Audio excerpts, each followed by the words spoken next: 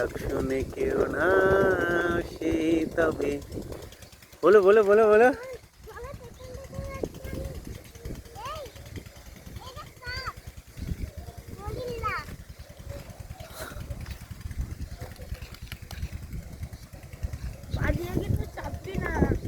দিদি কি করছো তুমি?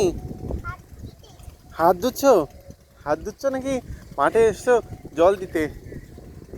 জমিতে জল দিতে এসছো? হুম।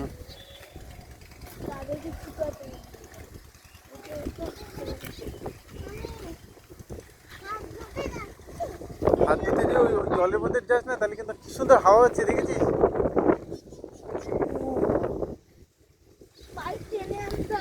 চল।